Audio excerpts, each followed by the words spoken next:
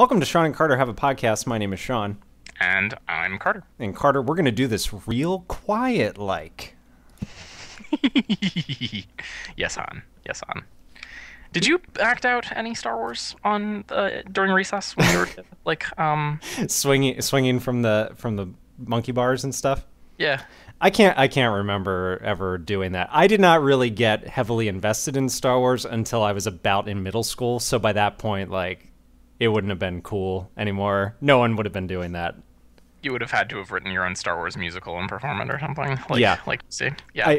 I've wanted to mention this many times and we haven't gotten around to it. This is the perfect opportunity. 6th grade is when I got into Star Wars and I subscribed to Star Wars Insider magazine, which is the reason I titled the first episode about Star Wars Insider. Yep. And that was like the start of all of my true nerddom. Before that, I was just a geek. Then I turned into a nerd, which I think is the cooler version of a geek. We've mentioned this before. I don't know the difference between the words. I think of a geek as more socially awkward and like doesn't know what's cool. A nerd doesn't care what's cool and is really into the things that they're into. So I've got the Wikipedia pages open. What, for nerd and geek? Yeah, and I think that that Wikipedia seems to think the opposite of what you think. Really? The word geek is a slang term for odd or non-mainstream people. Okay, so that sort of fits in. With different connotations ranging from a computer expert or enthusiast to a person heavily interested in a hobby. Then we have nerd is a derogatory stereotype. I love that they're like, it's derogatory. Why is it derogatory? Because the people on Wikipedia are nerds. Nerd is a derogatory stereotype of a person typically described as socially impaired, obsessive, or overly intellectual. But I don't even know the difference between those definitions, and I've just read them. If someone can explain this to me, please feel free. Tweet at us, SCHP in the comments. Something. We need to redefine these terms. We need to radically redefine them. You know, that is our goal. I think Dave Moulton will have something to say about this because he's always talking about nerd culture, and I don't know if he uses the terms interchangeably or not. I don't know. Did you included the XKCD, the Geek Nerd Venn diagram when I mentioned that a couple back? So the mouse over text. This is Randall Monroe in the mouse over text on that. He has definitions. The definitions he grew up with was that a geek is someone usually into something. So you have computer geeks, baseball geeks, theater geeks. He says nerds are, parentheses, often awkward, end parentheses, science, math, or computer geeks, but definitions vary. So I think we're just arguing ourselves in circles. I think they're the same thing, and once again I pointer to that XKCD. People who have strong opinions about the distinction between those two words are geeks and nerds. They're maybe I just have to accept the awful truth that I am both. The fact that I don't have a strong opinion on it says I'm losing cred, Shawn. Okay, so we got a couple short things to hit at the top, and then we've got some conferences to talk about. There are some conferences this week and next week. We got some thoughts on. Big news time for the world of technology and computing. Yeah, we're kind of getting back to our roots in news. We should throw something about Netflix in there. Maybe we can loop around. Netflix is doing great. There. Netflix is doing great. Yes, they are. Much better than they were before. They're gonna get rid of that DVD. They're gonna get rid of DVDs really soon. It's gonna happen soon, and there's gonna be a little brouhaha about it, and then everyone will be like, "Remember when Netflix had DVDs?" That was silly. It's gonna happen. I'm telling you. I just got a haircut. Well, congratulations. Thank you, sir. Actually, when Alicia and I were on our way down to Virginia and we knew we'd be seeing you, it occurred to me I hadn't seen you on screen in any way for a while, and I was like, I wonder what Carter looks like right now. Right. Does he have a wild mane of hair and a great big bushy beard? I did not. I had some You had a bit of hair. And a beard. A little bit of a beard. I had shaved. I had a little bit of stubble. So my hair was too long. So I got it cut this afternoon, and I wanted to ask you or anyone, but you specifically, do you like haircuts? Do you like getting a haircut? No, or is it never. Sort of like process? You got to do it. I don't. First of all, I don't like taking the half hour or whatever it takes to go actually get it done, because it's just I have to go to the mall, which I hate going to the mall, but I would prefer going to the mall than to any of the like salons or whatever. I would rather go there. And then whenever I'm done getting my haircut, I'm never happy with the way it looks, ever. Maybe you should go to the salon. You'd be happy with the way your hair looks. I just don't want it to change, I guess. I just want the same. I want to put a helmet on like the Jetsons and just have my hair appear exactly the way I want it every time. I would love doing that every day. I get that. Okay. I think I knew this. I think you've mentioned something about haircuts before. I don't know. I do have opinions. Okay. I really like getting haircuts. So this is like the one big area where Shawn and I just don't see eye to eye. The one area. Haircuts. This is it. The one area on the podcast that we've had really strong dissension. You a-hole. Yeah. Can't believe you like haircuts. Shawn's being a dick. That's really a reference to our roots. I really enjoy getting a haircut, and I finally have found a place here in Richmond that I like going to. I remember you talked about like you wanted to get a haircut when you were home because of the place that you go to when you're home in Ohio. I had been going to that place since I was 13 years old. I know the owner. I know all of the stylists there. I mean, you could call it a salon. It's not. You walk in and everyone's like, Norm. Exactly. You could call it a salon, but it's very alternative. They have a relationship with the alternative music station in Columbus. They've got Stones LPs up all over. Every Stones LP. Gina, the owner, just loves the Rolling Stones. Every LP she's got framed up on the walls. She has pictures of her and Mick Jagger. She has a framed copy of the very first issue of Rolling Stone. Nice. Yeah, that's not easy to come by. It's just a great place, and they gave me a great haircut. I have had bad haircut experiences not at that place, but I finally found a place here that I like. It's also a little alternative. They had the Spotify indie channel on. Nice. And I enjoy getting a haircut. I like someone shampooing my hair. I don't know what it is, but it's like See, a very I will wash experience. my hair ahead of time so that they don't have to do that when I go there. I just find it to be a very pleasant experience. I don't know what it is about. Maybe I don't like people touching me. Maybe you don't like people touching you. I don't know. Anyway, okay. Let us know if you have strong opinions about haircuts. About haircuts. That was our little counterpoint on haircuts. Oh boy. Well, and then I think I asked a question for everyone to answer, and we are the last ones to go around and answer it now. Yes, keeping on the domestic, side of things. the humdrum side of our busy lives. We got these big conferences to talk about news. We want to keep the top of the show a little light. I was doing our laundry last week, and I don't typically do the laundry. I guess Alicia usually does it. I take care of more of the cleaning of the house and that kind of stuff. Mm-hmm. But whenever the opportunity arises that she's been really busy and whatever, I will do the laundry. And I discovered as I was pulling the stuff out of the dryer and sorting it that my wife, and I guess I already knew this, but I kind of forgot until I did 2 loads of laundry at once. My wife turns every single article of clothing that she takes off inside out. Everything. Her pants, her shirts, her socks, they're all inside out. And I do not suffer this phenomenon. And when I asked Twitter about it, it was pretty much like, oh, yes, my sons do that. Or it was like, oh, yeah, I do that. But it was from a guy. Like, it seemed like it was a very guy thing or a child thing. Mm-hmm. And I was like, Alicia, you know that you share a trait with a lot of people's young sons. You turn all your clothes inside out. And she was like, shut up. She shares a trait with the majority of YouTube viewers. turning her laundry inside out. Well, the first part of the question I can answer easily. I do my laundry.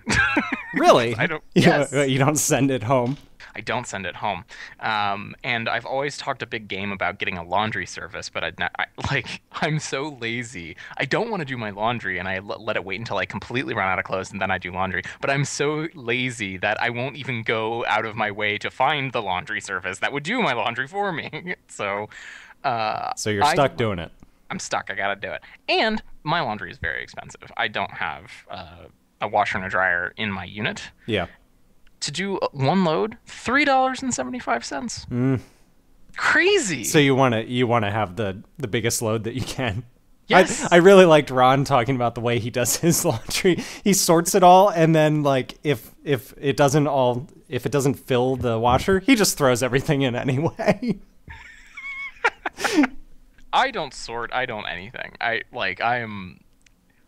never grew up, apparently. So I was looking at my clothes. So I also don't have a dresser right now. I have a closet for hanging things, but I don't have a dresser. Which actually works out well for me because even when I do have a dresser, I usually just keep things on the floor. I was looking at my little like do laundry pile because I don't have a hamper either. I'm like a savage. You're living in a dorm room. I've been living in a dorm room since I went to college, and I've been out of college for a couple of years now. A lot of my white t-shirts, like undershirts, like I wear button-down shirts most days. Right. A lot of those are inside out because I just like pull from the bottom and take it up off of my head. But no, like pants and socks and stuff. You don't just peel them off of you? No, I don't know if that's a consequence of the type of pants that Alicia has versus the type of pants that I have. It's not even like just long pants or just shorts. It's just everything. Everything is inside out. Not everything of mine is inside out. Like white t-shirts, yes. Most everything else, no. I don't know what that says about me or Alicia or the people who comment on videos on YouTube. Everyone has idiosyncrasies, I guess. Yeah, that's true. Like fabric softener. Do you guys soften your fabric? Yes. We use the liquid. We use the liquid instead of the like sheets or whatever. Yeah, I can't use the liquid. I mostly use the liquid just because I like the way it ends up smelling. Yeah, I like liquid fabric softener too, but there's no place for it in our washer, and the directions are like, oh, if you want to use it, just like pour it on your clothes. And I'm like, I'm not doing that. Right. That's crazy. And I've tried different things where it's like, well, I'll put the water in first, and I'll kind of get it in there, and then I'll shove the clothes in really quickly, and I don't really want to do that either. So I've just been like, I guess I'm not softening my fabric with liquid. I have to use the sheets, and it does not do the same thing. No, it doesn't. No way. If someone can tell me why, I'd be interested to know. We always ask about the really important things here. Yes. Yeah. Fabric softener. Captain Science next time will be spent explaining the differences between softener that is liquid and a sheet. We could do that. I'll find out. Okay. No promises. No promises. So I have a random question this week. That is surprising. I don't know if you've ever had a random question. I think that's true. Well, I think I have lots of random questions, but this one's a little more formal. And I probably wouldn't have even asked it if something hadn't happened to me today. So my question is, and I'll elaborate, do people ask you directions randomly while you're out on the street? What, just in my daily existence? Yes, like walking around, do people like stop you and say, hey, like random people who you don't know, I'm trying to find this hotel, or how do you get to Belvedere Street? No, that doesn't happen. The only time that would ever happen is if I'm at work and a customer would come up to me because I'm an employee and ask me like, "Hey, do you know how to get to such and such a road?" I've had that happen, but not just out in the street. I think that's a little more reasonable. Yeah, I think that's fairly typical. You might go in somewhere to ask for directions. Yeah. So I really, really, really would like anyone who listens to this to either tweet with the hashtag SCHP or leave in the comments whether this phenomenon happens to you and like where in the world you live. I'm trying to like suss out if this is a southern thing. I've got my southern spidey senses tingling because I've lived in Northern Virginia and Washington D.C., which I would classify as like mid-Atlantic or like more East Coasty. I've lived in the industrial Midwest, in Columbus, Ohio, in Michigan. I've lived in the West, the Mountain West, and in none of those places did anyone. I have no memory of someone stopping me while I was out on the street and asking me for directions. And I walked around a lot in DC and Denver. Like I would be out in the city. I know you did vlogs in Denver on your way between work and home. And I was not like going out of my way to record those. It's just like, this is a convenient time for me to record this vlog. I'm walking to work. Never. I can't think of a time. Maybe once. This is happening all the time to me in Richmond, and it happened to me today twice. I was walking to work this morning, and someone stopped me and asked me if I knew how to get to some hotel I'd never heard of. And then I was walking back from my haircut. You're practically a tourist there. It doesn't. You're probably not that much help. Well, and then someone stopped me when I was walking back from my haircut, and they're like, "Do you know how to get to Belvedere Street?" And I'm like, "Actually, I do know how to get to Belvedere Street." Thank goodness. Turn right, go straight until the fork in the road.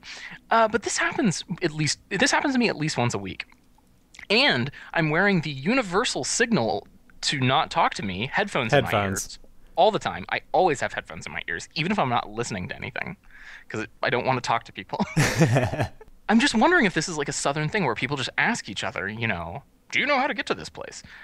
I really would like to know. The comedian Sinbad? Yeah. He came to our local college, our local state college that I ended up going to then when I was like in high school, I think. And my parents took us to see him because he's a pretty family-friendly comedian. Yeah. And he talked about he was out in our town, Lancaster, and he said something like, "What is it with you people not wanting to be friendly? I was walking on one side of the street and I was just saying hello to people and everyone was ducking their heads and acting like I hadn't said anything. I crossed over to the other side of the road and someone crossed the street to get away from me. What is with you people not being friendly?" And I don't know if that is a typical thing of Lancastrians or what, but I think I've never been asked for directions out in the street, and maybe that is just indicative of where we live here.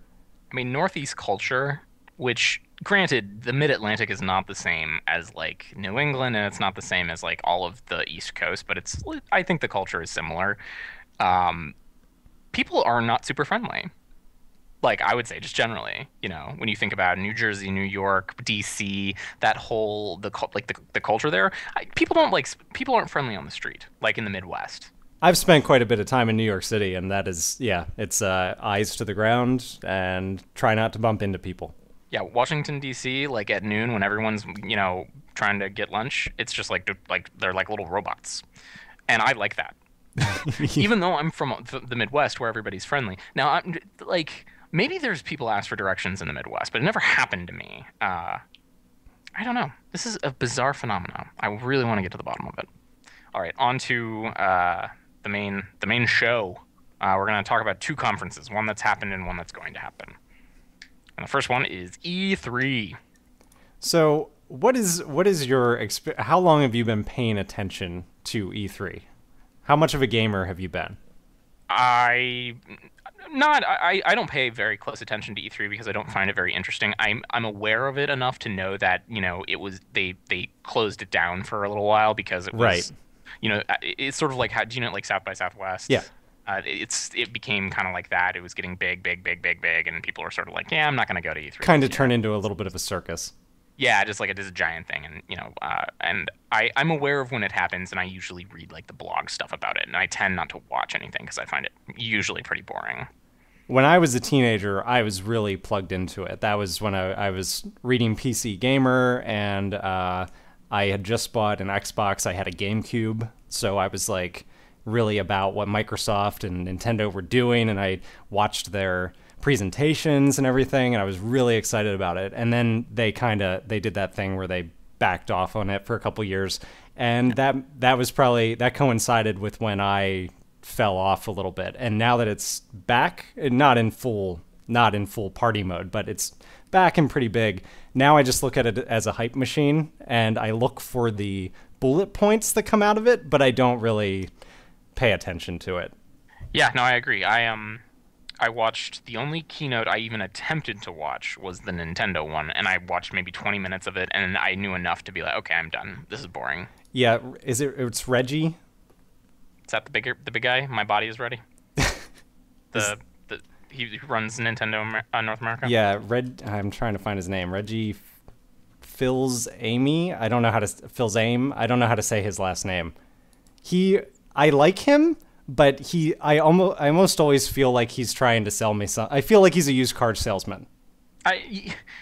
You kind of wish that Satoru Iwata and Shigeru Miyamoto could communicate in Speak English. Better. Yeah. Because you think that you just get this feeling that they are much more engaging personalities. They are the men behind a lot of the work. Yeah, I mean, Iwata has this really broken English, and he's also, he's a or he's a president or what. I don't know what his formal title is, but he has this kind of corporate speak to him, which is unfortunate. He seems like a marketing guy. Reggie, what's his name? Yeah, exactly. He was picked as the face of the NOA division for a reason, and he's been that for many years. So obviously they're not displeased with his performance. Right. Well, if you think about it, like since they have a North American division, being in charge of it, I'm sure that he is in charge of a lot of stuff, but mostly you're part of the marketing arm. The product development is happening in Japan. Right. That's not happening outside of Kyoto in any big way, I wouldn't think. There might be a release strategy that the North American division is part of, like, we're going to release this in America first, or that's going to get released in Japan first, or whatever. But yeah, he's a marketing guy. And when he started really talking about stuff, I was like, nah, I'm not going to watch this anymore. I've seen enough. Which was basically the beginning, which they had a translator. It was really kind of awkward. Miyamoto had he spoke in like very broken English about Pikmin for like a minute and a half, and then he's like, okay, and now we have someone coming out to translate for me, and I'm going to speak Japanese. And it was like, oh, that's awkward.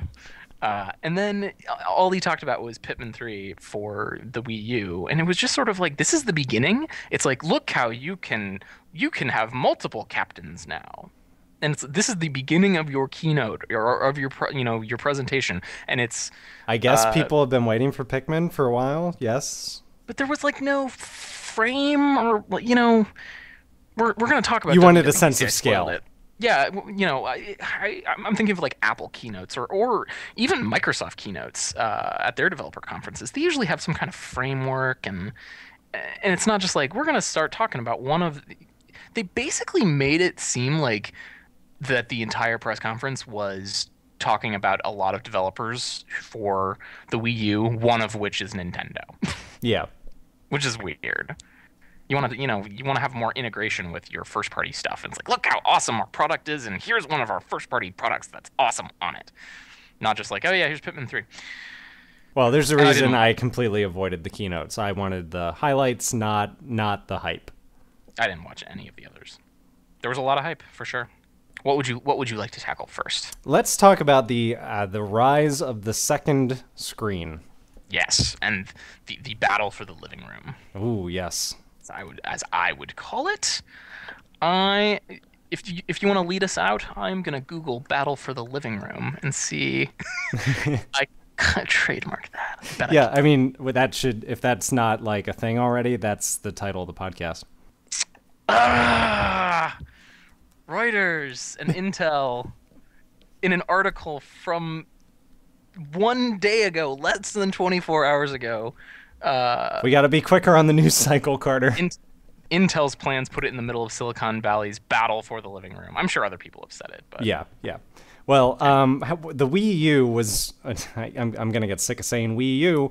The U was announced last year, and they even debuted the screen. Like they knew they were going to be shipping with a second screen that would act as the primary controller, and now I believe they've said that you will be able to use 2 screens per console. Originally, they had said it would only be 1, but if you're using 2, it's going to have the frame rate of the console, which is kind of weird.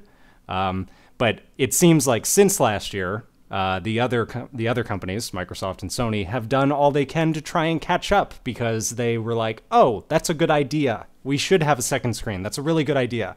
Yeah. The Vita, I don't know how to. Do you know the? Yeah, the PS Vita. Is that the proper way to pronounce it? Mm-hmm. That's why I'm saying it. That is Sony's mobile offering, and it can do kind of screen sharing kind of stuff with a PlayStation 3, which tells you how old the PlayStation 3 hardware is, that you basically can play the same games on this handheld device. Because the PlayStation 3 is going to be 7 years old when 2013 comes around. Mm-hmm. And I mean, it was cutting edge stuff when it debuted, but it's like they've iterated and iterated on the internals of that, and I bet you can fit the like PlayStation 3 like the actual internals like on a cracker now, Yeah, I remember when it shipped, they made a really big deal about the fact that it had 3 CPUs in it, and now we're hearing rumors about the next Microsoft system, which might have 4 quad cores in it. Yeah. And everyone's like, oh, yeah, that makes sense. It's like, yeah, I think we need that. They'll probably be the size of a postage stamp. Right, exactly. Well, eventually they will be, yeah. So they've offered that, and it was a little more of a... I question Sony's product release strategy. I saw one of the headlines about that thing, and it said, like, you'll be able to read ebooks on it. And I was like, wait, that's the thing that they're promoting? What are they doing? Yeah, I mean, the Vita looks pretty cool. It's a little pricey for a handheld, but it also can basically play PlayStation 3 games, so I wouldn't complain. But I don't think that they have rolled out a cohesive strategy for this battle of the living room. It's more like a Band-Aid. Mm-hmm, like Nintendo seems to have, Microsoft is, Apple maybe, we don't know. It's always speculation with Apple. Nintendo and Microsoft have showed their hand a little bit more. And I think that one of the reasons why, and this could end up being not so great for Sony, is that they just trust that they're always going to be like selling great games like hotcakes, and they're making all their money on games. Maybe they'll never make another PlayStation. They'll just keep having people develop games for the PlayStation 3, and they'll sell them for $199. It costs them 5 cents to make. That was practically their strategy for the PS2.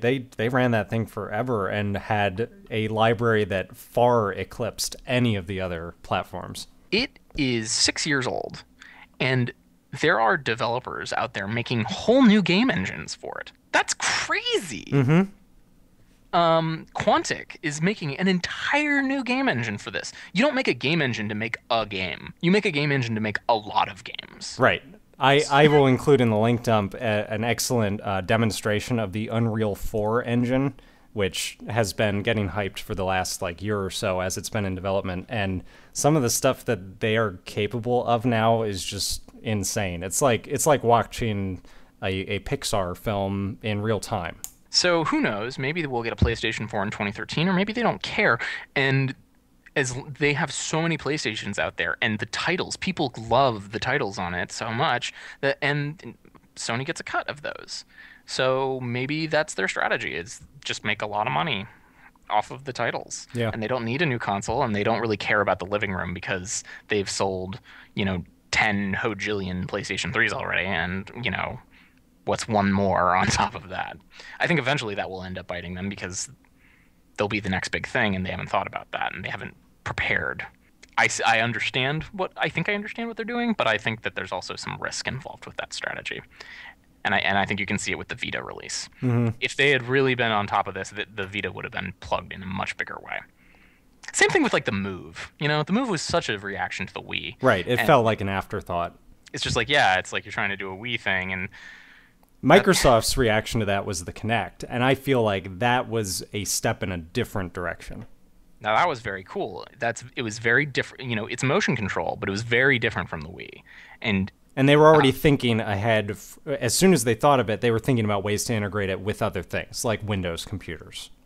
Microsoft is gonna the Xbox is the coolest, best thing that they're putting out there, and we don't need to get into Windows 8 right now. But I am horrified and terrified for Microsoft with Windows 8, because I think that this could just explode in their faces. Everything that I'm seeing about it makes me very, very nervous about its chances for success. But Sony, the Move, and the Vita, it's just what I don't really understand. I don't feel like their heart was in it, and it was also tough for them to have their heart into something like the Move, because the Wii had its motion control baked into the console itself. So every time they sold a console, it had a Wiimote and it had the motion control stuff. You had to get customers to come back and buy the Move or buy a Kinect, and it's really tough to get your installed base to buy that stuff. Right. I think that like 18% of PlayStation 3s have a move set up right now. So it's like if only a tiny sliver of your installed base has this thing, how easy is it going to be to get developers to develop stuff that works with this architecture? They're like, yeah, I mean, it looks cool and you can do some neat stuff with it, but if people don't own it, like I want to make something that everybody can play. So you either they say no, I'm not going to do it, or it's just an afterthought. It's like 3D. It's like, yeah, if you have a move, you can use that to control the character, but you don't really need to. Yeah. And then it's like, let's just paste it on, and it's not like it's not like Wii bowling. It's not like, oh wow, this is really cool, and I'm doing stuff with this Wiimote, or like Skyward Sword. Although Nintendo had to do something like that. To play Skyward Sword and a lot of the newer titles, you got to get that thing that plugs into the bottom. Nunchuck? No, not the nunchuck. It's another thing that plugs into the bottom of the Wiimote. I can't think of it's like an extra. It's got gyroscopes and other yes. things to like more precisely interpret your movement. Yeah, they were like, we didn't put these in the controller because we didn't think we'd need them, so now you're gonna have to pay $20 for this little thing on the end. Right, or if you get a Wii now, I think the new Wiimotes have. I feel so ridiculous saying Wiimote, by the way. Say Wii U 10 times. Well, I mean, throughout their entire press conference, you heard we, you, and me, and it's just like, this is, what are we? Are we in kindergarten, guys? And I love Nintendo, and that's usually the knock against them. The components are inside the new Wiimotes. What Nintendo was really smart about with that little gadget was that you can't play Skyward Sword without it, and everybody wants to play Skyward Sword. So it is like this cool first-party thing, and so it's like Myst. It's the unit that is going to sell the hardware. Yeah. Myst sold like millions of CD-ROM drives back in the 90s. Yeah, exactly. And it's just because people want to play that Skyward Sword because everybody loves Zelda, and or if they had a big new Mario title and they're like, you can't play Mario without this thing, everyone would be like, I guess I gotta go get this thing. Go get the thing. And also they get to push a lot of product. Nintendo is really good at making money off of accessories. Yeah. Kind of like Apple in that way. And Microsoft has set itself up to avoid this problem that you're talking about that Sony might be having. Yes. They are just going to put their second screen on whatever second screen you happen to have. It's a brilliant strategy. It is, isn't it? It's called Smart Glass. It's called Smart Glass, and if you have a Microsoft tablet, with Windows 8, you can do it on that. If you've got an iPad, there's an app for it. Yep. It's on anything, everything. I'm sure people in Cupertino and Kyoto are, sweating over that, I would think. Smashing their heads into desks. Like, damn it. Damn it. So smart. That's really, it's brilliant. Although, whatever that guy, can we figure out what the guy, like the actual way to pronounce that guy's name, the North American director? I see the long E as in bead, so Fees. When he was doing the Nintendo press conference talking about the gamepad, he called this, the new movement in gaming. It's asymmetric gaming, or like asymmetric control, and I'm like, that's so stupid. Yeah, I saw that word kept getting thrown around, and I was like, I don't know. Are you calling it that? I don't know if that is a selling point. When I see things like that, I just hear in my voice, don't be too proud of this technological terror you've constructed, Fees. It's like asymmetric. The gamepad, the smart glass is the most powerful force in the galaxy, or I suggest we use it. It's like, whatever, guys, get off your high horse. It's a frickin' tablet. Yeah. Well, anyway. And the problem could be that it is such a proprietary device that it might feel locked down, whereas if you're using the smart glass thing, you can pretty much do whatever you want with it. It's just a screen.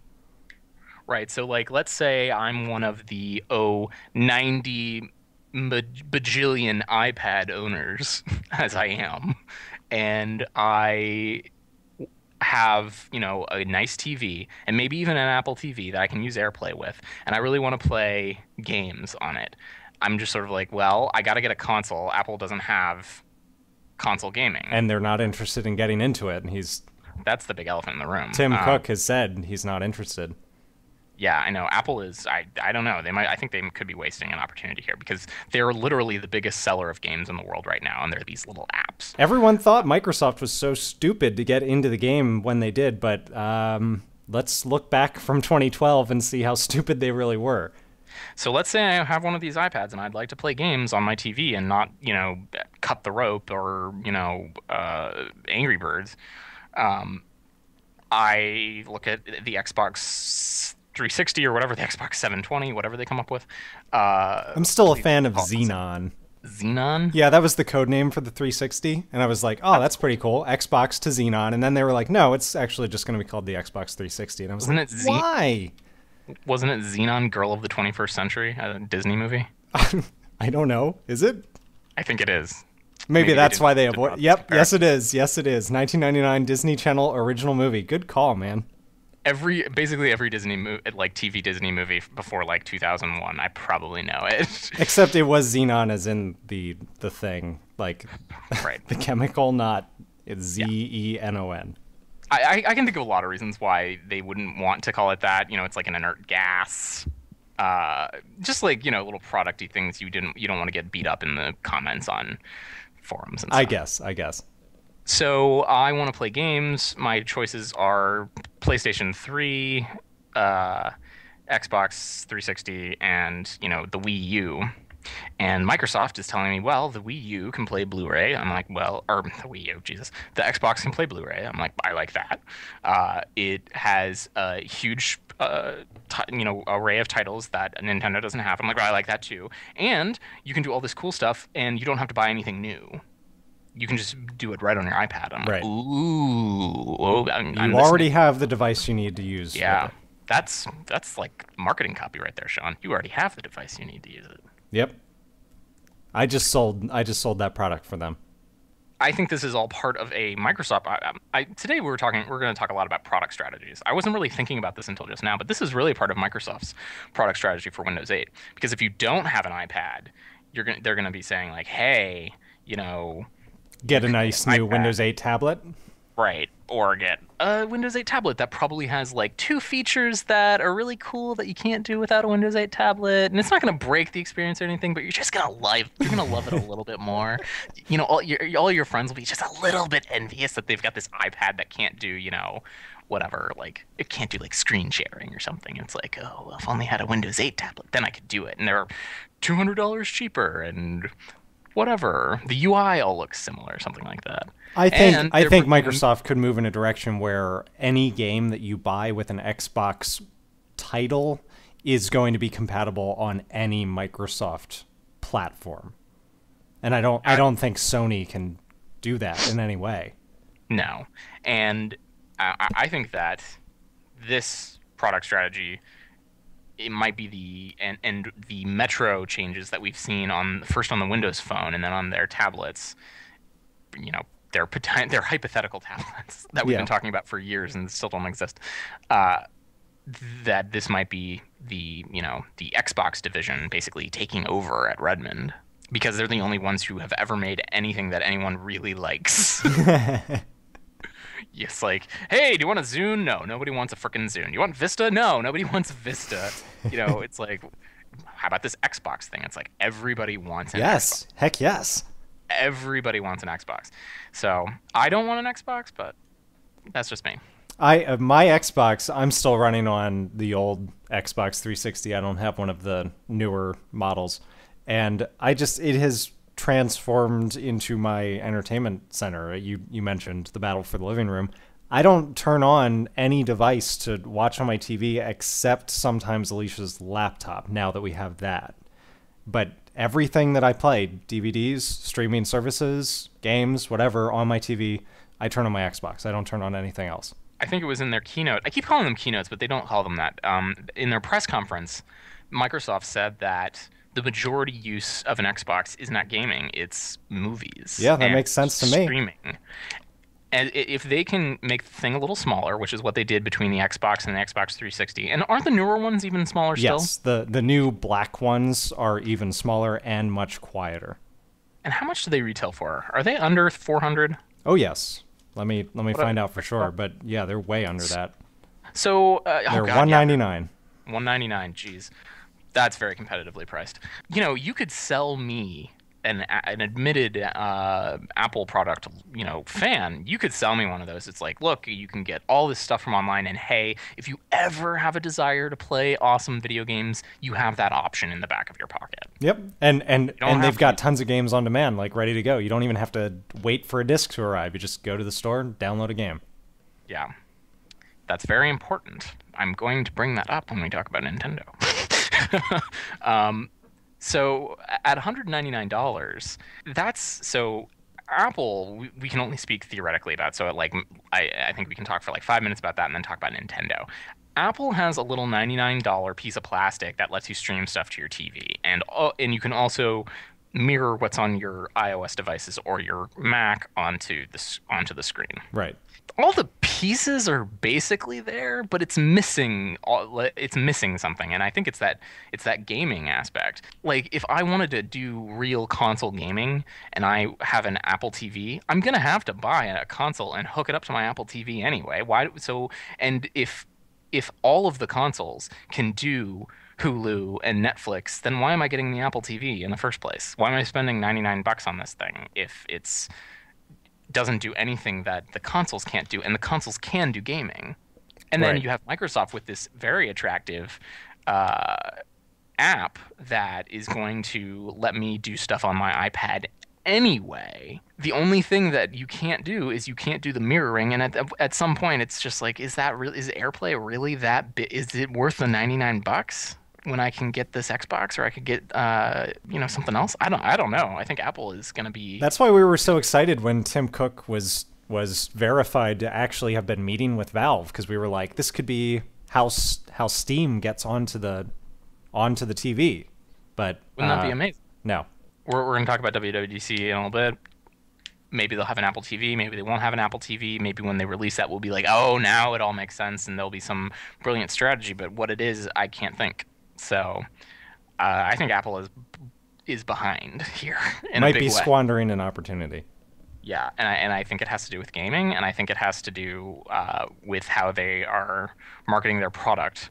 The Apple TV doesn't. The Apple TV doesn't really sell itself as well as some of these other products do. Especially when you have so many people who already have a device that's doing everything that would do. What is the selling point? You already own the device you need. So that leaves Nintendo, who is painfully behind at this point. Like, way behind Apple, way behind everybody. You know, the Wii sold like crazy, but... How many of those people just used it for Wii Sports because there was a geriatric couple who just wanted to exercise once a week or something? You know, it doesn't output HD, and I think at this point, everything is HD. So yeah. if you're standard definition, you're like the only thing that's standard def. Like literally everything is HD. I mean, my new iPad 3 is like more HD than you can buy. Like it's got more pixels than, you know, there are human beings in America. When we move up to the next spec, which is probably 4K, what are we just going to call it 4K, or is that going to be HD? We may just call everything. Yeah, we may just keep calling things high def because it's higher def. Because people call 720 and 1080 HD, but they are different things. You got to think that they'll call it they'll either call it 4K or there'll be some industry sort of name, you know, like HHD. Like 4G, so that people know that it's better than 3G. Right. because if it's HD like this comes in HD, it's like, well, my phone is HD, and so I'm not sure how the 4K thing is going to happen. I'm also not sure when the 4K thing is going to happen. It is on YouTube. It exists. Right. Well, but nobody can watch it. I've watched a video in 4K, but I don't have a computer monitor that can actually. I mean, my computer only goes up to 1080. That's what I'm saying. No one. I mean, yeah, they're there, and you can play them, but it's like kids. For those of you who may not know, I think 4K is 4096. Yeah, it's something like that. It's 4 times 1080. Yeah. If you take one version of 1080, it's 4 of them. Which means that file size wise, I think that means it's actually 16 times the file size. probably. Which is insane. That's why I think like it's a long time coming for this, and it's just like there are no devices that can natively. My dad is sitting listening and going, just when everything goes fiber optic, it'll be normal. No, it'll be when there is some some crazy maybe radiation inducing wireless standard that is all around the world that and you can transfer things at like 100 gigabyte after the zombie apocalypse. After this, which seems to be happening these days, by the way. We haven't talked about that, but people are eating people a lot in the news I've been seeing. Yeah, I don't think that is our dominion. So Nintendo. That leaves us with Nintendo. You've got the Wii. It's not a disappointment, but it's like, okay. They did the 3DS, which was a huge disappointment. It sold like 7, I think, something like that. 7, maybe 8 of them have been sold ever. How soon was the price drop? It was like 3 weeks or something. I think they've sold in its lifetime, which is like a year and a half. I think it's sold like 17 million, which is not a lot. It's been a huge disappointment, and Nintendo's in trouble. They posted a record loss, $500 million last year. Yeah, they're losing money hand over fist. And this has been a long time coming, right? They were the kings of the world with the NES and the SNES, right? They were undisputed heavyweight champions of console. And then things started to shift around the time they got to the 64.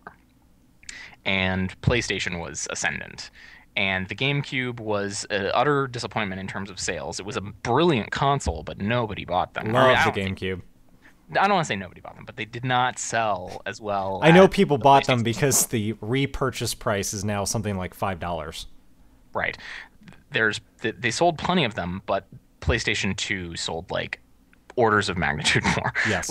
I believe the PlayStation 2 at the end of everything sold 300 million units, and the GameCube,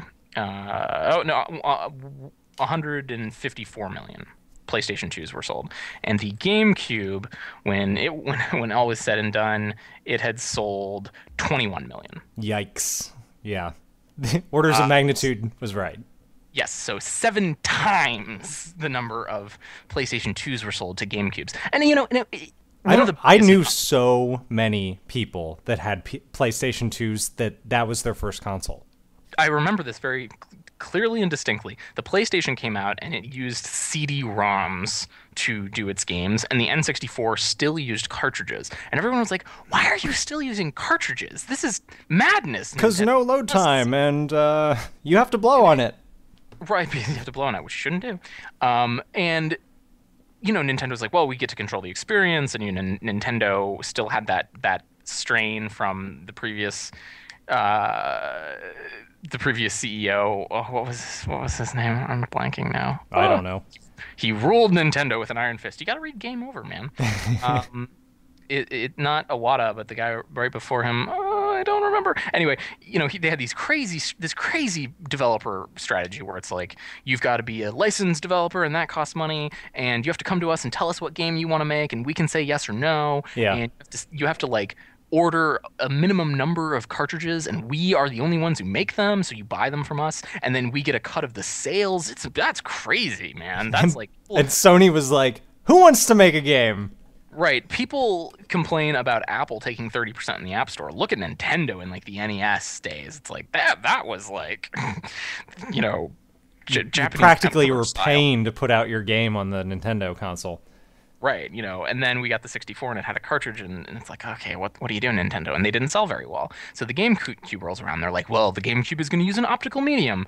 And it's like, why didn't you just say CD-ROM or DVD? Why did you say optical medium? Because it's going to be this tiny little thing that you'll lose.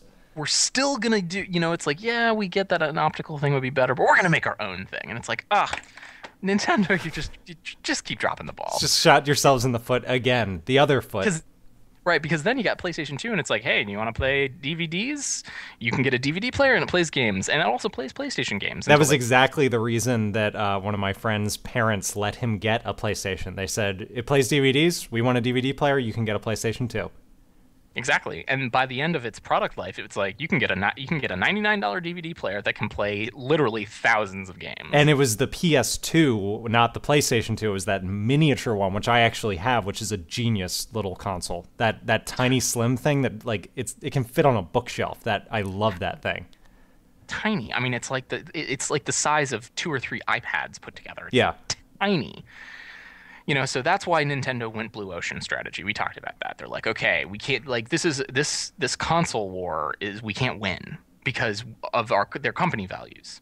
You know, Shawn and I love Nintendo because we love their values, or I love them because I love their values. They value, you know, great, elegant products. And they're like, we just can't do that if we have to be the latest, greatest technology and, you know, in this competition with these other, with Sony and Microsoft. So they went and did the Wii, and the Wii has sold crazy numbers, but the hardcore gamers, with quotes around it, are like, yeah, you know, whatever, the Wii. It doesn't have great games. The games come really late. It's not, you know, HD. So they've sold 95 million Wiis. That's a categorical success for Nintendo. So it's like, okay, you guys have limped along with the Wii. What are you going to do to convince us that you're not going to go out of business? And it's the Wii too. Okay. So the Wii has brand equity, right? People know Wii. They like that. They don't want to radically change. They don't want to lose all of the Wii people. They don't want to lose the flock, right? I get that. You want to keep the brand. Sure. What is it? It's basically PlayStation 3 internals in a Wii package, right? Mm-hmm. It's a little bit faster. It's a little bit better than a PlayStation 3, which is 6 years old. Okay. It's HD. Okay. Yep. Check. Check. They don't have that little X in the product lineup anymore. It's HD. And it's got this gamepad. They're going to try to conquer the market with this thing. Now, I don't know if it's going to be a success, but that's what they're going to try to do. So we might know by the end of the year how well it's going to work out. It's probably going to sell. Yeah, it's going to come out in the holidays. We'll see how it Still sells. No pricing available. No pricing, and I don't know enough about the Nintendo pricing strategy to offer. Do you know what the Wii and the Wii debuted at $250? You got to think that it can't be more than that. Right? It would be foolish to make it more than dangerous. That. Right, it would be very dangerous to go more than that. So I have sort of two thoughts on the controller and how they are going to try to come back. And you mentioned this offline. My first thought, and my first thought is it involves the controller scheme, the layout of the controller. Mm-hmm. If you look at it, both this and their Pro controller, and that is related, its primary controls are both analog sticks. You hold it in your hand. Your thumbs are going to, at the top of this thing, they're going to rest on analog sticks, and your fingers are going to rest on triggers on the bottom. That screams first-person shooters, which is not an area that Nintendo has a deep background in. No. And it's not an area where developers have been, you know, clamoring to get on the Nintendo platform. Nintendo always gets that stuff late. A lot of that is because of their base in Japan. Japanese gamers typically do not like first-person shooters. Yes. In the NES days, you know, a lot of the blood was green because they're like, oh, we don't like blood. Let's just make it green. But they've been rolling out some serious developers for the Wii U. So I think that they're taking a much more intentional developer strategy, and they're going to try and get big games on the Wii U. And you know, one of the ones that they debuted was Arkham Asylum. Yeah, major support for that game. It's been out forever. You couldn't play it on Wii because it's not HD, but now you can, and they've actually repackaged it with like, oh, it's Arkham Asylum, like whatever edition. It's the same game. It's something armored, something. Armored edition, or yes. Yeah. And it's like, yo, it's new, but it's not really new. It's like you can do like 3 new things, which involve the gamepad, and they're gimmicky, but you know they're trying to make it seem like it's a new product. But it's like it's like, oh, Arkham Asylum, that's a cool game. That's a game that I'm a gamer and I want to play. I read that one of the major features of the gamepad for across all these devices is going to be a glorified pause menu, because why would you need to pause to look at a map when you could just look down and be like, oh, there's my map? Yeah, that makes sense. That's a good first step, I think. Right, and Shawn, you mentioned other developers, other really big names that are bringing stuff to the Wii U. Ubisoft being one of them. The Lego guys. The Traveler's Tales are the guys behind Star Wars and Lego, or Indiana Jones and Lord of the Rings are bringing a. This is exclusive. It's not coming to the other consoles yet, anyway. A Lego game called Lego City Undercover. That's basically Grand Theft Lego. And it's fully voiced, which is a new thing for the Lego games, and it looks, I'm hesitant to use the word epic, but it looks pretty freaking cool. And when was the last time you heard third-party game exclusive on Nintendo? Right. Yeah, what in the world? And that has to do with the controller, and that has to do with their developer strategy. So I give them a plus or maybe a neutral. Like maybe if the Lego game is the only one that is ever exclusive and they don't really have success bringing over first-person shooters and other games that require a lot more analog control than you're used to on Nintendo, then it's like, okay, you guys failed. But we'll see. I think those are positive signs. Mm-hmm. Here's my conspiracy theory about the gamepad. Not conspiracy theory. I think it probably makes sense, but we'd mentioned the 3DS and how it's been a huge failure.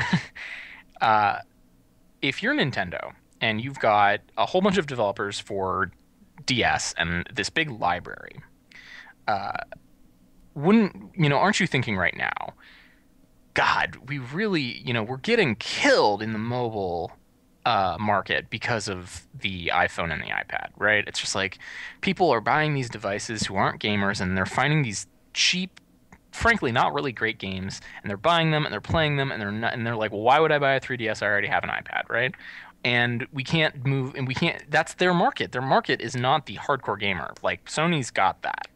They're like the PS Vita and the 3DS are not competitor products as far as I'm concerned. No, right? I think you're right. In any way. So their major competitor is is an iPhone. Mobile gaming. It's iPhone, it's iPad, and it's any games that you can play on other phones.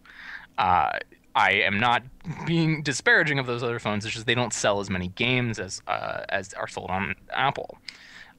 You don't have, Infinity Blade or whatever. And like Angry Birds is on Android, but like you don't pay for it. It's free.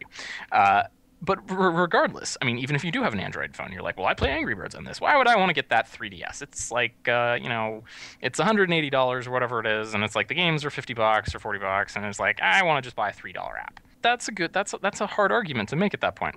So you're Nintendo and you're saying, like, we've got all this great stuff, and we'd really like all the benefits of that great stuff, but none of the but wouldn't it be great if we could get rid of the cost center, right?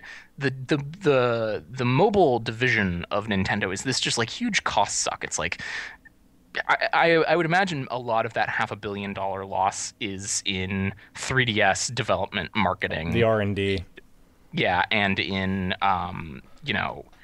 their supply chain not getting turned over very quickly. It's like, oh, we paid for all this stuff and no one's bought it. That's a huge loss. So if you're Nintendo, why not just try to sneakily get a new mobile product out, and you call it a controller, but it's actually your next mobile device. It's the gamepad. It's not just a controller. It's actually going to be their new mobile product. And you sell Wii U's, and people get used to using the gamepad as a controller. And they've said that you'll be able to like take some games or parts of games with you on the gamepad when the TV's off. That was one of the things that they plugged. It's like, well, if someone wants to watch something on the TV, you can turn the TV off and go to another room with your gamepad. Yeah. They also were talking a lot about integration with internet, and they sort of hinted at that with the Wii, and there are ways to do that, and you can do cooperative play. But they were talking much bigger, like, there is going to be this Miiverse thing, and it's going to be, lots and lots of integration. And they specifically said it's going to integrate with the 3DS. So what I saw in all the game blogs and tech blogs was like, oh, this is like this social stuff, and Nintendo thinks they got to do social, and that's what everybody thinks, and this is going to be stupid, and this is going to be lame like everything else. And I sort of think that too. But like what I really think is that they're building the architecture to do digital distribution of games, and that one day, a year from now or a year from after they launch the product, they're going to say, we're rolling out a new product. It's the Gamepad Plus or the Gamepad Pro, and you can still use it as a controller for the Wii U. And it's instead of being $69, it's $169, right? And it is a little slimmer, and bigger screen. Bigger screen, longer battery life, better networking, and it's got more onboard storage, and it can. We've ported our entire DS line of games into digital versions that you can download and play on your Gamepad Plus that you can't that maybe you can't play on your regular gamepad, or maybe they won't separate the line, but they're going to roll out a store. It's like you can get these DS games on this gamepad that you've been using for like a year, and it's like, hey, this is your mobile device now. And now the mobile developers can keep making things and basically develop them for the gamepad itself.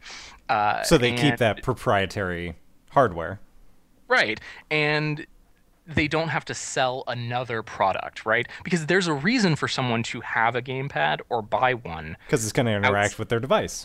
Because it's part of the Wii U experience. Yeah. And there's when I go to someone's like, do you want to buy a 3DS? And they have an iPad. They're like, no. But I'm like, do you want to get a Wii U? And they're like, maybe. That's different from an iPad. And hey, it comes with this other thing, and I can buy like these cheaper, smaller games on it, and that aren't Wii U games. They're gamepad games.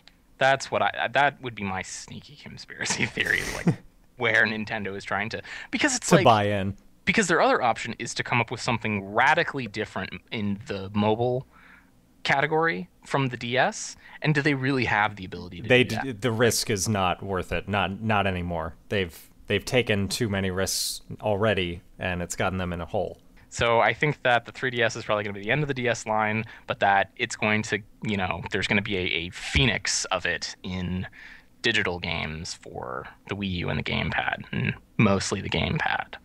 Thing's kind of big, don't you think? Yeah, seeing it in people's hands has made me realize how different it is from an iPad or from a tablet. It's pretty big. I don't know if I'm going to buy a Wii U. After all of that, I still don't know if me personally, if I will buy a Wii U. Yeah, I'm pretty impressed how much Nintendo came out swinging at this E3. I think that they really surprised a lot of people with how aggressive they were. But that said, I don't know if I will be buying a Wii U either. I'm interested. I'm glad that they have a direction that they're going. They went down a path with the Wii, and they're like, yep, we're still going down that path. We're just going to make it better. And I wish them luck, because if this fails, then that's when you start having the meetings of maybe we're just going to be a software company. And I think that would be a sad day. Yeah. For everybody. Even the people who, look down their noses at those Nintendo games, and then, that you're not a real gamer. I think even they will, even if they don't say it, they'll still have a little part of them. This is like, it's like you lost it's like an honorable enemy fell in combat or something. So other conference coming up this week that we can only speculate about. Oh, but I'm going to wildly speculate. It's WWDC, and if you don't know what that acronym is for, it is the Worldwide Developers Conference. I was like, it's the World What Developers Conference? Worldwide. Okay, Worldwide What Developers Conference? What is the second W for? No, it's wide. The second W is wide. Even though worldwide is one word the last time I checked. And it should be the WWDVCF.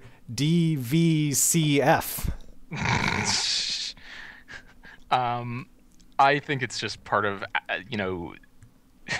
the amazing Apple hubris that they call their conference the Worldwide Developers Conference. They don't call it like the Apple Developers Conference, or it wasn't the Mac Developers Conference when they only had that product. It's like, it's just the Worldwide Developer Conference. It's everyone.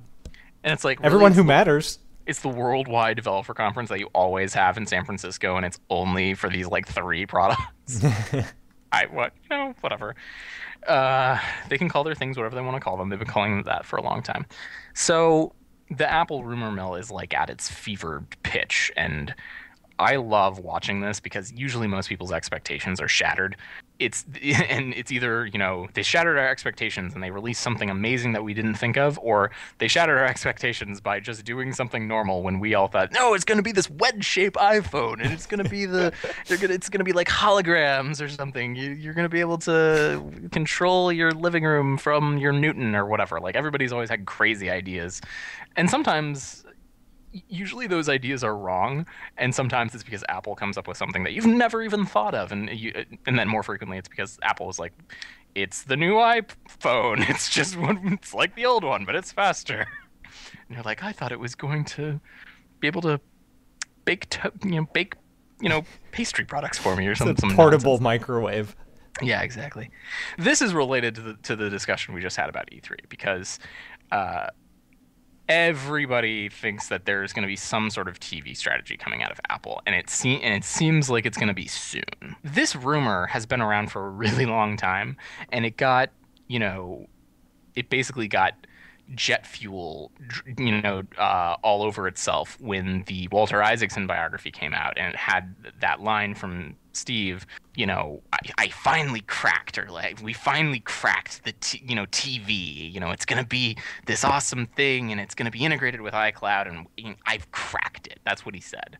And then everyone was like, oh my God, Apple's going to fix TV, the thing that sucks the most of all the stuff in our living rooms. Apple's going to do something, and it's going to be amazing, right? Because TV sucks. When you press someone to say, like, well, what do you think it's going to be? Everyone's like, I don't know, but whatever it is, it's going to be amazing. Okay, their TV product right now is sort of like, well, it streams stuff and, it does things with iOS, but I don't know. So I have yet to hear any, like, really kick-ass, like, yeah, if Apple did this, that'd be amazing, and they'll sell billions of product and it'll just revolutionize TV. It's like, well, I don't know how you would revolutionize TV. If there's a company out there that can do it, it's probably Apple, but I'm, color me skeptical. The big deal about WWDC right now is the schedule. It has like 42 slots that are TBA. 42, More than, yeah, how about that? Weird. I think it's 42. 42 mysteries. Yeah, 42 mysteries. And it's because of how secret they are about the developer conference and just the way that everything kind of happens. It's difficult for people to look and see how many TBAs there were in previous years. But all of the people who've gone have said, like, this is way more than they've ever had. And at D10, Tim Cook said, we're going to double down on secrecy. And so everybody's like, what are these TBA sessions? And everybody starts thinking, like, well, if they rolled out a TV and we all have to learn how to make apps for the TV, they're going to have to do a lot of sessions for that. If one of the big speculations is that there's going to be a Siri API, third-party developers will be able to use Siri in their products. Mm-hmm. It's like, well, if we have to learn how to do that, that would take a long time. Crazy speculation, like Apple's going to have a whole new, they're going to move to a new programming language and runtime everything. They're going to change everything, and it's just going to totally upend the entire development. Like, everybody's like going off the deep end. So they're speculating everything. Everything. So and literally, end of days scenarios. It is. That's what it's like. I mean, cats are sleeping with dogs. Mountain lions are sleeping with dogs right now. And the last big speculation is that literally every every Mac product, they're going to refresh. Not like this one or that one, not maybe these three. Every one of them. This is actually the rumor I have heard. Everything except the iMac. Every single product is going to get new stuff, and they're going to announce all of it at WWDC. So I just wanted to lay down like my predictions, and then next week we can like do a little scorecard and see like how wrong I was. Okay. So for the hardware refreshes, I think, yeah, they're definitely gonna have new everything, like new Airs, new MacBook Pros, with the new Ivy Bridge Intel chips. I think for sure, yes. The other things that have been speculated is that there's going to be like a 15-inch MacBook Air, or they're going to do something to the MacBook Pros to make them smaller. That I'm like 60% confident, but if you want to nail me down, I'd say yeah, they're going to do that, and we're going to hear about it next week, which I'm excited for. No, they're not going to refresh the iMac. They just did that. And then the Mac Pro. The Mac Pro, do you know this product? It's like 50 pounds, giant steel thing. Yes, it's their Pro product. It is beloved by people who work in, professional video and photography, hardcore developers. It's this beast, man. It weighs 50 or 60 pounds. It only comes in the lowest version you can get has 8 cores. It's 2 quad core Xeon chips, which are like crazy expensive. They go up to 12 core. They cost like quite a lot of money, but they're actually pretty competitively priced if you think about like the enclosure itself is pretty. It's a pretty amazing design that's pretty quiet for its internals. You can get up to it's got 8 slots for RAM. It's got like 4 PCI slots. It's got 4 hard bay drives that you don't even need enclosures for. You just get like a little you buy like an $80 hard drive and you can like literally just pop it in. The side comes right off. You plop it in. It's got more networking than like God. It's just crazy. This thing's ready to go. Right, so it can do everything. It can do everything and anything. It's like that one Mac product that you can get inside and you can tinker and you can expand it, update it, upgrade it, whatever.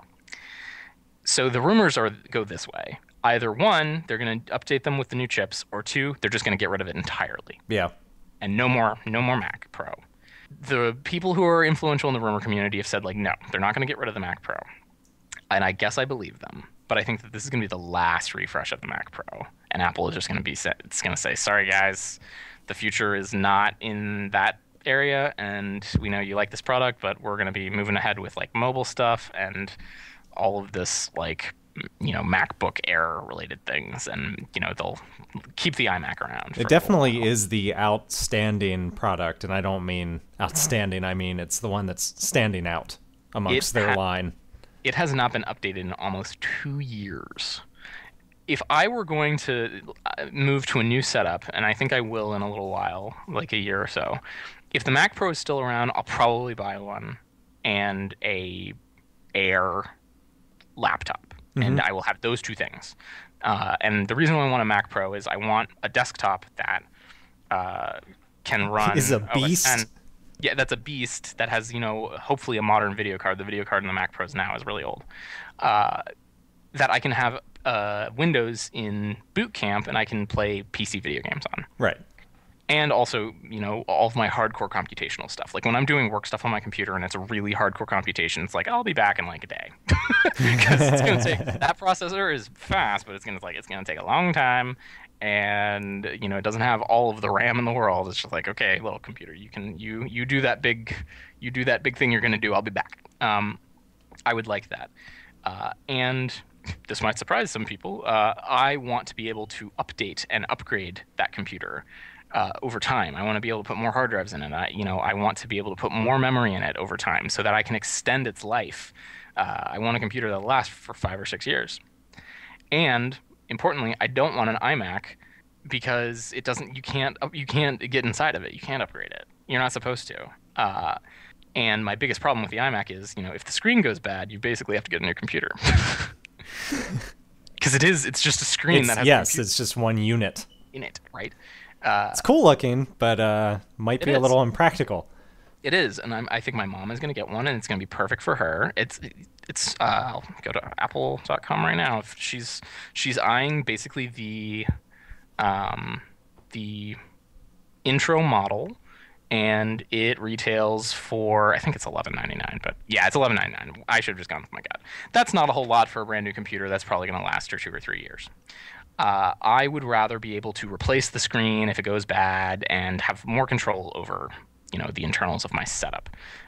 So the iMac doesn't really make sense for me. Yeah. But the elephant in the room, are they going to keep making Mac Pros even after this update? And I kind of think that this will be like the very last revision of the Mac Pro, and they're just going to say, hey, maybe think about getting a different kind of computer. I think that the way out is they're basically going to say, well, we have Thunderbolt, and that's basically PCI over a wire. And if you really, really want to have a video card, you can like buy something that plugs in through Thunderbolt, and you can actually run a video card over Thunderbolt, even if it's not inside of your computer. And I think that that's just like, I think that that's lame. But I think that that's probably where we're heading, and they're just going to say, no, no more Mac Pro, sorry. The other topics of the conference, iOS 6. iOS 6 will be debuted on Monday. Yes, iOS 6 is coming out. For sure, I think that they're going to update Notification Center and that they're going to have a better Siri. Quotation marks are. Maybe they'll say Siri is out of beta now or something like that. It can now understand Gazpacho. So, the big question then, are they also going to unveil new hardware at WWDC, or are they going to wait until September? I wouldn't be surprised if we don't see an iPhone this week. Right. So then the question is, what can they talk about with iOS 6? It's gonna drive everybody crazy if they don't talk about they don't talk about the iPhone. Right, because are they gonna like have some sort of, hints like, well, as you're developing new apps, you should really have them, be responsive to, different orientations or different, like, whatever. Like, are they just going to be, like, hinty about it? Or are they going to say, like, we're rolling out iOS 6 and it's going to work on iPhones that have taller screens? Or are they going to say nothing? If I had to put my money on it, knowing Apple as I do, they're going to say nothing. Nothing. They're not going to talk about the iPhone. They're going to talk about cool new features of iOS 6. Like, here's all this new Siri stuff you can do, and it's better Notification Center. And, it looks like a lot of the visual Chrome is moving from, like, this blue to a silver style.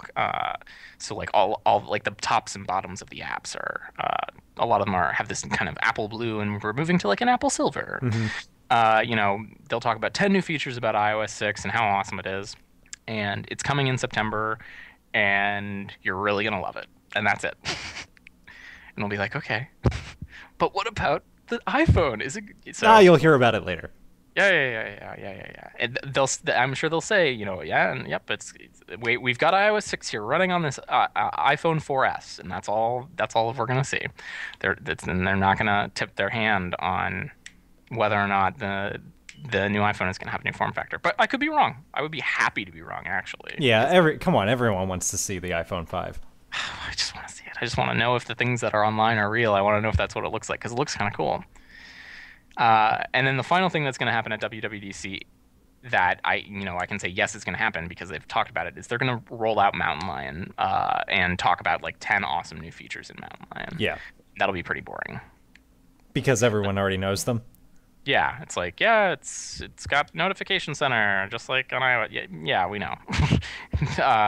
But they'll talk about 10 awesome features of Mountain Lion, and there'll probably be one that we didn't know about, and it'll be cool. And that's one of the reasons why I think that they are going to do new products as well, because they'll say, we've got the new MacBook Pro or the new MacBook Air comes with Mountain Lion on it. Comes with Mountain Lion, coming with Mountain Lion in a month or whatever. When they come, it's going to have Mountain Lion on it. Makes sense. That's why I think that they are going to do those hardware-related announcements.